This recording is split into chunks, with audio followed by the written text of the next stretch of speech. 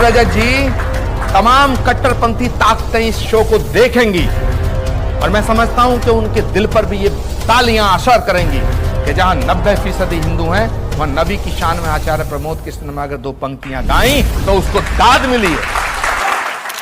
दोस्तों, इस वीडियो में आचार्य प्रमोद कृष्णम ने हमारे प्यारे नबी हजरत मोहम्मद सल्लल्लाहु अलैहि वसल्लम की शान में कुछ ऐसी बातें कही कि जिसे सुनकर वहां मौजूद लोग जोर जोर से तालियां बजाने लगे, जिसे हर मुसलमान और हिंदू को जरूर सुनना चाहिए। आखिर ऐसा क्या कहा, पहले इस वीडियो को देखिए। आप कहते हैं नबी हमारे हैं, पैगंबर साहब हमारे हैं, हम उनके हैं। देखिए रजत जी, एक बात बताऊं, आप बहुत विद्वान पत्रकार हैं और मैं आपकी उस विद्वता को प्रणाम करता हूं। कोई भी सूफी, संत, रसूल, पैगंबर, ऋषि, मुनि, महात्मा, त्यागी, तपस्वी, अवतार किसी एक कम्युनिटी के लिए नहीं आता, किसी एक जाति के लिए नहीं आता, किसी एक राज्य के लिए नहीं आता, किसी एक वर्ग के लिए नहीं आता। और माफ करना, वो तो देश की सरहद में भी उसे बांधा नहीं जा सकता है। कोई भी सूफी, संत, महात्मा, ऋषि, मुनि जितने भी आए हैं धरती पे, पैगंबर, रसूल, जीसस जितने भी आए हैं, जितने भगवान के अवतार हुए हैं, वो पूरी दुनिया में पूरी कायनात के लिए आए हैं। तो उन पर किसी एक व्यक्ति का हक नहीं है। वो जितने आपके हैं उतने हमारे हैं। तो मैं हमेशा ये कहता हूं कि राम जितना हिंदुओं के हैं उतना ही मुसलमानों के हैं।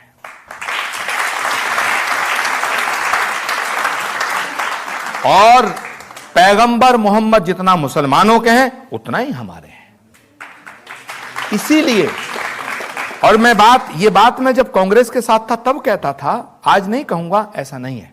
मैं जब कांग्रेस के साथ था तब भी सच के साथ खड़ा होता था, और आज मैं कांग्रेस के साथ नहीं हूं तब भी सच के साथ खड़ा हूं। सच के साथ। सत्ता आती है, जाती है, सत्ता आएगी और जाएगी, पार्टियां आएंगी, जाएंगी, बिगड़ेंगी, मिटेंगी, लेकिन सनातन खड़ा रहना चाहिए, ये राष्ट्र खड़ा रहना चाहिए। जनता मुझसे सवाल ले सकते हैं। मेरा आपसे एक सवाल था कि आपका एक सोशल मीडिया पे गाना मैंने सुना कि नबी जितने तुम्हारे उतने हमारे, तो सर आप हमारे लिए एक बार ये गाना गा दीजिए।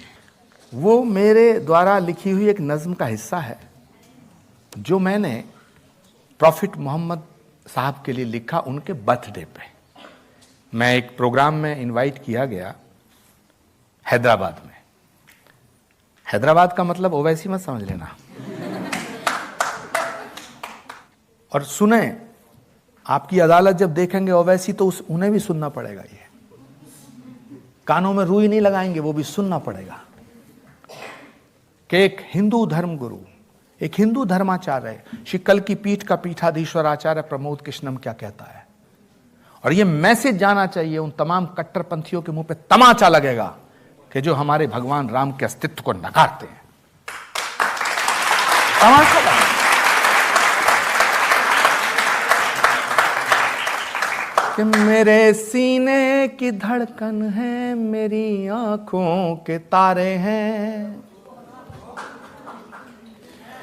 सहारा बेसहारों का खुदा के वो दुलारे हैं। अब जो मैंने लिखा है ये मैसेज है उन तमाम लोगों को जो ये कहते हैं कि हिंदू का भगवान अलग है, मुसलमान का अलग है। ये उनको मैसेज है, सहारा बेसहारों का खुदा के वो दुलारे हैं, समझ कर तुम फकत अपना उन्हें तकसीम ना करना, नबी जितने तुम्हारे हैं नबी उतने हमारे हैं। और रजत जी, यहां जितने लोग बैठे हैं मैं समझता हूं सभी भारतीय हैं, लेकिन 90% से ज्यादा सनातन धर्म को मानने वाले हैं। और रजत जी, तमाम कट्टरपंथी ताकतें इस शो को देखेंगी और मैं समझता हूं कि उनके दिल पर भी ये तालियां असर करेंगी कि जहां 90% हिंदू हैं, वहां नबी की शान में आचार्य प्रमोद कृष्ण ने अगर 2 पंक्तियां गाई तो उसको दाद मिली है। और रजत जी, यही सनातन है और यही भारत है। दोस्तों, एक तरफ एक ऐसा नफरती ढोंगी पाखंडी बाबा जो आए दिन हुजूर की शान में गुस्ताखी करता है और हमारे भारत देश के माहौल को खराब करने की कोशिश कर रहा है, और वहीं पर दूसरी तरफ आचार्य जी का जज्बा काबिल तारीफ है जो लोगों को जोड़ने की बात कर रहे हैं।